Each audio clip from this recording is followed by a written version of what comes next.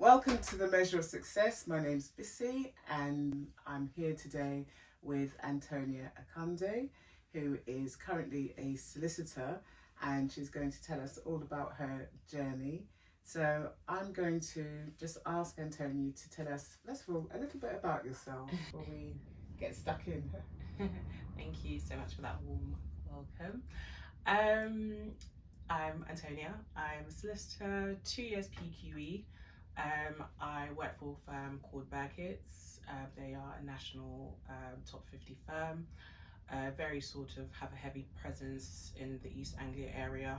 However, they are branching out now with an office in Bristol. I've been working there ever since I qualified in March 2023. So I joined as an NQ in the property development team, and I've been doing that ever since. Yeah. Okay, and just tell us, what is NQ for those of us that aren't yes, familiar with the abbreviations? NQ means newly qualified. So I joined straight after finishing my training contract, and at the moment I'm 2 years PQE, so that's post qualification. Tell us where you were brought up. So I was born and bred in East London. My family moved to Nigeria when I was, I think, maybe 4 or 5, and we were there for maybe about 4-ish years, because we came back just before my 9th birthday. I do have memories of Nigeria. It was definitely an experience, and I think it definitely helped shape who I am today. I think it was all part of the journey, and it was all meant to sort of lead me to, the woman I am today, and it's going to take me further. So we moved back in 2005, and at that point we lived in Tilbury. Yeah, and I live in Tilbury now. I recently bought a house there 2 months ago, and I've moved back. But at the time in 2005, Tilbury was a very different place. I think that was kind of like my first experience with racism. I think prior to that, I mean, I was a child when I was like raised, when I was brought up in East Ham. I didn't, I was too young to really even see racism, and obviously living in Nigeria, everyone looks like me, so that's not that's not one of the issues that I would have faced there. So coming back, that was a sort of like shock. But again, I think it kind of helped mold me, and it helped me understand the world. And then we moved back to East Ham, so we moved back to East London, and that was I was quite comfortable there, because again, people who look like me, people from different backgrounds. At that time as well, I was still going to school in Thurrock, so I went to school in Grays. But my mum wanted me to remain, so I was travelling from East Ham to Grays every day, which, I mean, I think at the time I thought it was the longest journey, but it's really not. I think I was just young and I wasn't used to like taking the train to school and stuff. How long did the journey take? I think it was maybe like an hour. I think it was like an hour, yeah. But which at the time felt like maybe 3 hours growing up. But I do think that was a really good decision for me to stay, instead of like, making me change schools like when I was in year 8, and having to go to a school nearby. I think my mum made the right choice with that. I've spoken to so many people who said that education was very important in their household. Was that the case when you were growing up? Did your parents push you? Education was a big thing, so they definitely wanted us to work hard to get the best grades, etc. There was that support. I don't think I was pressured to go to university. I think that kind of came, I think I probably got more pressure there from my like sixth form teachers, to be honest. I think they're the ones that definitely like pushed for that. But I mean, yeah, I was never like, oh, you need to go to uni to be, I know I am a solicitor, but like my dad never said you must study law, which people find it like, people think it's a shock, like when I say, I'm like, no, literally, like, no, wasn't forced to do like law at all or be a doctor. They just wanted me to like, sort of do well in my education, but there was no pressure. But I sort of decided to go down the legal route at the point when I was in sixth form. So I might have mentioned it briefly. I did media studies, I did English, and I did history. at the point where I was deciding what degree I wanted to do. It was between a media studies degree and a law degree. I sort of picked a law degree because I kind of panicked and I thought, oh, I mean, it'll probably be harder for me to get a job in the media as opposed to, getting I mean, it's still hard to get a job in the legal profession, but I thought that was like guaranteed money, good money. So you want to be a lawyer, and as you said, you weren't particularly encouraged down that route, which a lot of people might find surprising, being that you've come from a Nigerian background, because certainly people were encouraged into certain professions. So in terms of your education, where do you think your ambition came from? Was it your teachers that were sort of pushing you, do you think? I think my education. What were we talking like youngie, sort of like secondary school, or just like the? I think generally. So when you decided, for example, it's going to be either media studies or law, where did that sort of thinking come from? That you needed a secure job, and you thought law was going to be the safer bet. I think it kind of comes from like seeing like how my parents were. So an example, like my mum, for a long time, she was the sort of housewife, so she wasn't working, she was just taking care of her children, and for some time by herself. And I think at that point, I kind of thought to myself, I'd never want to be uncomfortable financially. I always want to be financially stable. So I think that's kind of what sort of impacted that decision to go down the legal path. I think, I didn't really see that growing up in terms of like, my parents, they work, but they, my mum wasn't working for a long time, and, I sort of had to see the hardship that she had to go through at times. And I think it's always been a thing like, I don't want to ever have to struggle like that. So I want to do this so that I can, I can be okay. So all that together made you think that you were someone who didn't want to struggle in life. You wanted life to be as easy for you as possible, which we can all understand. And then your siblings. So you grew up in a household of how many children? Three. So we're four in total. So I've got three siblings. So two are older, one's younger. Right. Okay. And so you're in the middle. You're middle child. Yeah. Middle child syndrome. All the way. Yeah. Definitely. Yeah. Growing up with siblings. Siblings. You love them. You hate them, etc. I think much closer with my eldest sister. So we're literally like twins. We're actually born on the same day, 8 years apart. Is that right? Yeah. Really? Okay. Yeah. I'm really, really close with her and stuff. And we actually live like 3 minutes away from each other now. So you live that close, really? So you just like knock on each other's doors? Yeah, just like, oh, hello, like, all the time. So yeah, definitely.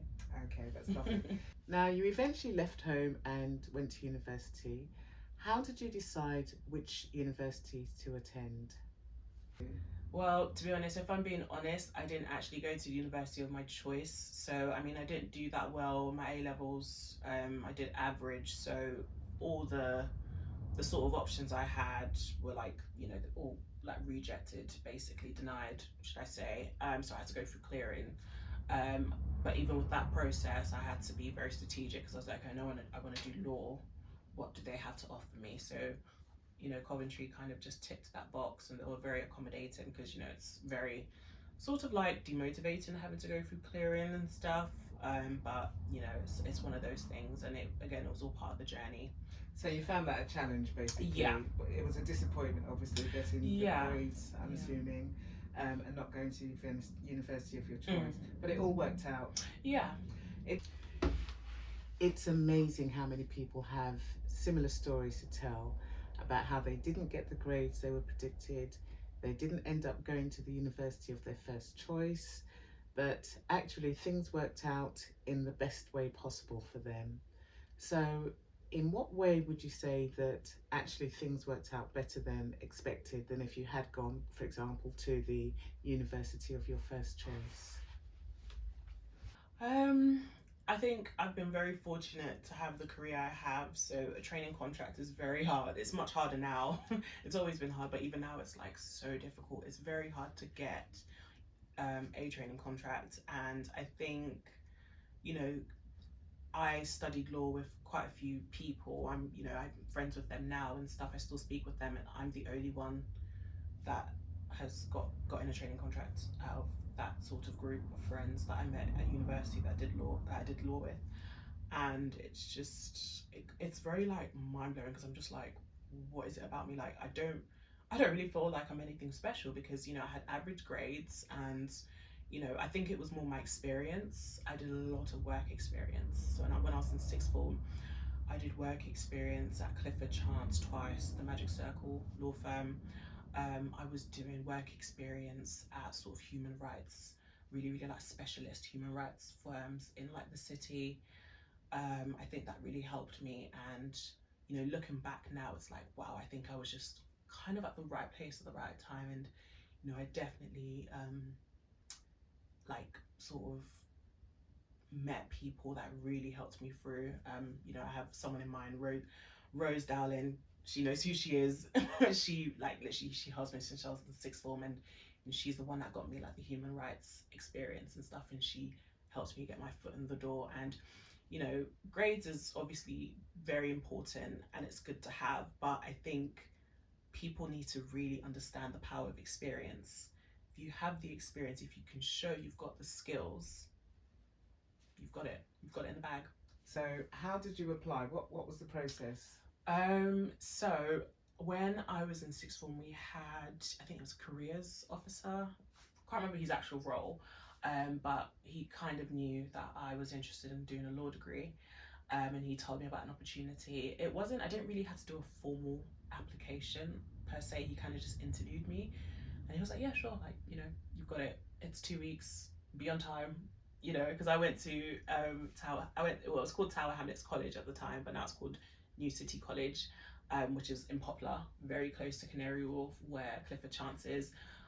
So yeah, just was a 2-week experience, and it was really good.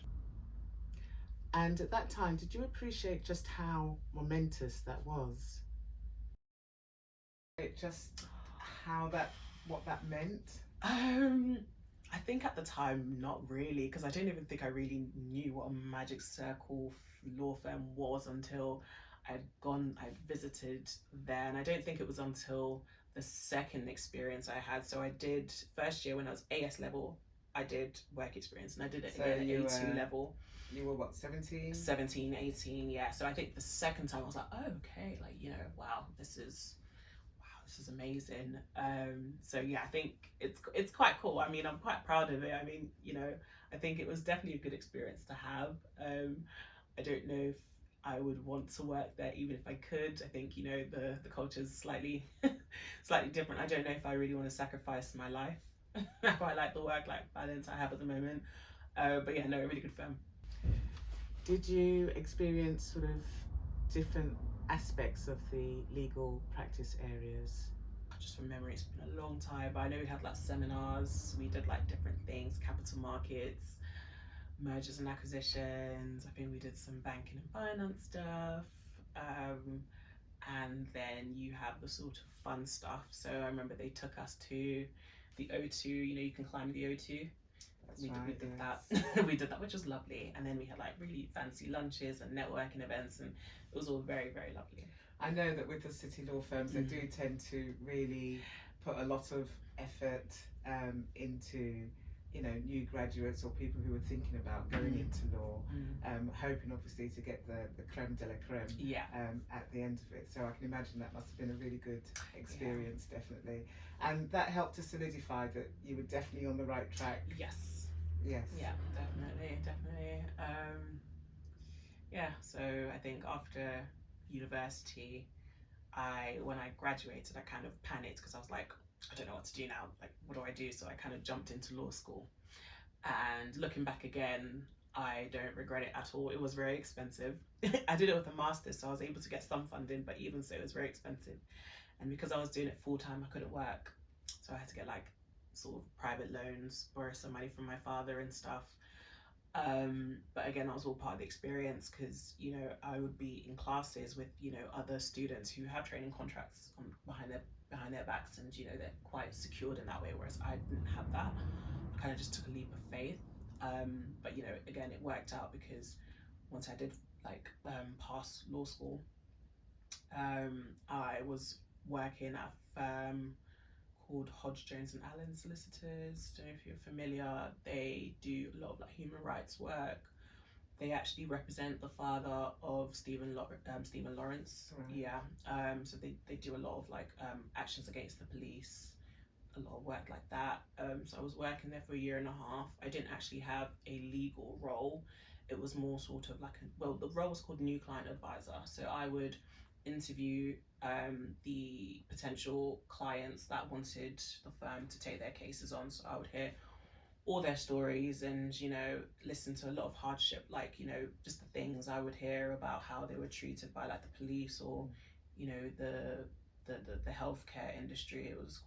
It opened my eyes up to a lot of things. I think I wouldn't even say I was naive. It was just you wouldn't think that this would happen, you know, that people people in high authority would do this to people that are not as well off, or, you know, people that are vulnerable, etc. So I did that for a year and a half, and then I applied for a paralegal role at A2 Dominion, and their housing association. And when I joined 2 weeks before the first lockdown. Wow. Yeah. Which was very, looking back now, it's like a wow, because I remember I joined, my first day was March 2nd, 2020. And, you know, at this point, they were just like the odd cases. It was like in Italy at that time, but it hadn't quite come to the UK. And I just remember thinking like, oh, like, are we going to be okay? And like, I was speaking with like one of the seniors at the time. They're like, oh no, it's fine. Like, we're fine. No, we're fine. And then 2 weeks lockdown. And that was very, very, like, looking back, it was so surreal because I thought I was going to lose my job because I heard about people being made redundant and people going on furlough. And literally, I thought, I was like, oh my God, like, well, I was the last thing. I started 2 weeks ago, so they're just going to sack me off. But no, they kept me. A lot of what I learned was learned literally over a screen because, you know, I couldn't go in.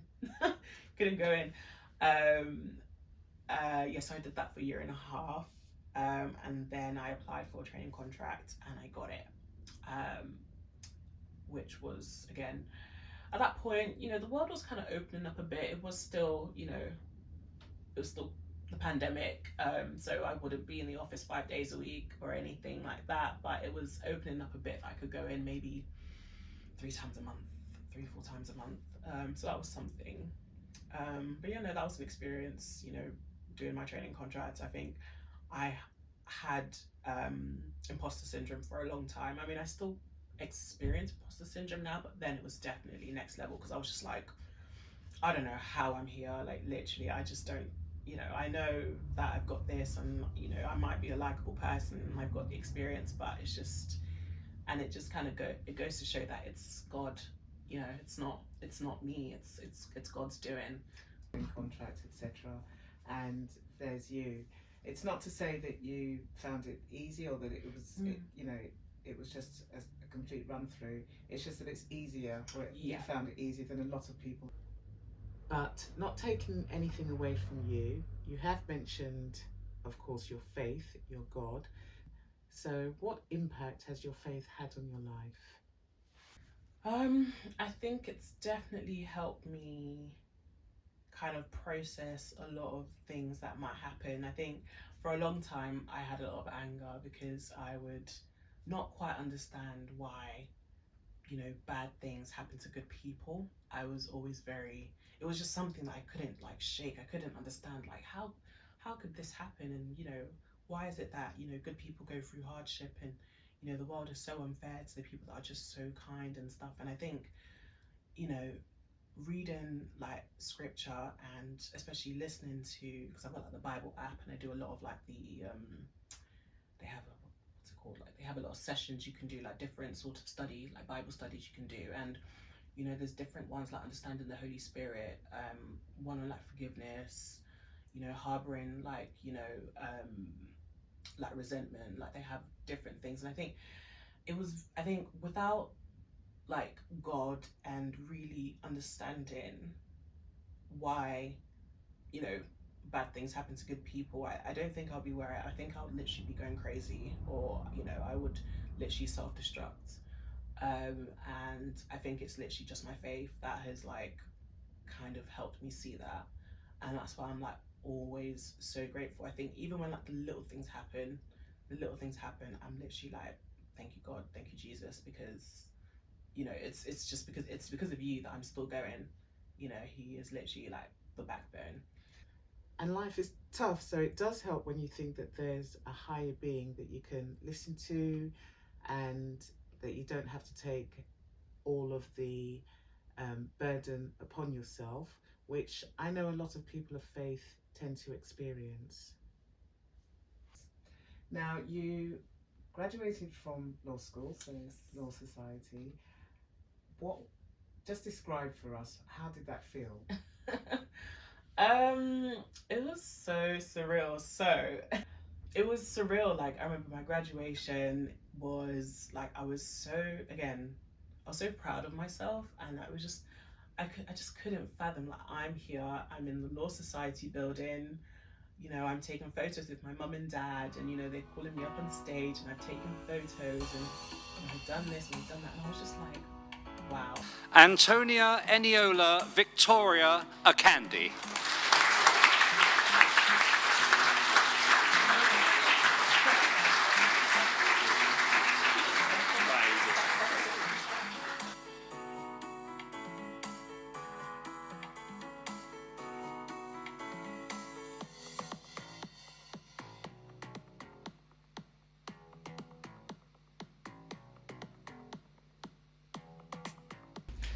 What would you say are some of the greatest aspects of working in law for you? I think I really like the people side. I quite like speaking to different people, networking with different people, working across different teams. So I work in the property development team, but the work I do, I might have to liaise with people from litigation, banking, corporate, tax, and I think I really like that aspect, because I feel like sometimes we like to put ourselves in a box, and yes, I'm a property development solicitor, but I try not to put myself in that box, and that's why at the moment with work I'm actually on a sort of like a partial secondment to the real estate finance team, because I really enjoy that type of work, so they're getting me involved in that, and I'm like, this is what it's about. Like I'm quite young in terms of PQE, like I've only been doing this for 2 years. I don't want to just I don't think I would want to do the same thing day in day out. I might, but I think I'm at a stage where I owe it to myself to maybe try other things. So I think I quite like that aspect, because my workplace are quite flexible. Like they're very keen on keeping people. So I mean, not necessarily speaking for myself, but I know other people they've done a specific type of law, and then they've realized, oh, actually, I think I want to do this. And, the firm has been very accommodating to kind of lead them into that. So I quite like that aspect. Yeah. Yeah, sounds ideal, basically. Yeah. So you've had experience working for both larger law firms and smaller law firms. Where would you say you sit comfortably? At the moment, I quite like private practice. It was very hard to adjust initially, because it's like, oh my god, billing, oh my god, targets, and it is still hard, very hard. But I think the experience, the training is always better in a private practice. In-house is good, but it's just not the same, because in-house, you really have one specific client. Ours was the housing association. Whereas now I've got multiple clients, and it's helping me to understand how to communicate differently, because you can't speak to, let's say, like a director of a company, you can't speak to them how you would speak to, let's say, a couple, who are trying to purchase like a parcel of land. It's very different, you know, in terms of how you'd communicate with those two different sets of people. So yeah. If somebody was thinking of going into law, do you think they need to be a certain kind of person? Do they need to be sociable, for example? People. I would say no. I think it's a good experience to have under the belt. However, these are skills you can learn.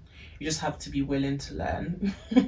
I don't think you have to be automatically like the person who like walks into a room and can just have conversations with anyone, because I mean, even myself, I kind of struggle sometimes to like network in terms of BD. I think normally if I go to these events, I might just like levitate to people that I know, and it's like, oh, you know, you're meant to speak to people you don't know.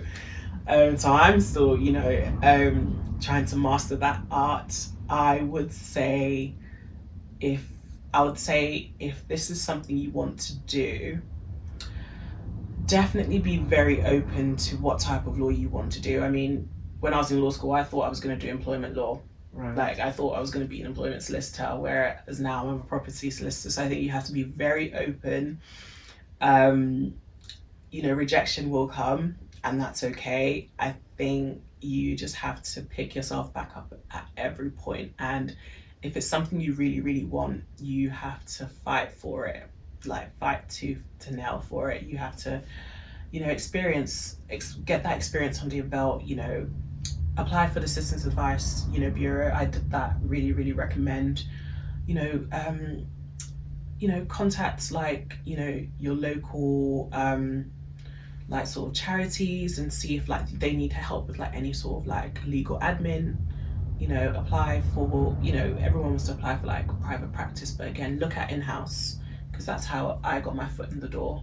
So, you know, go to like your local Subway and ask, oh, do you know if your headquarters are looking for a paralegal, like a legal clerk, and all that sort of thing.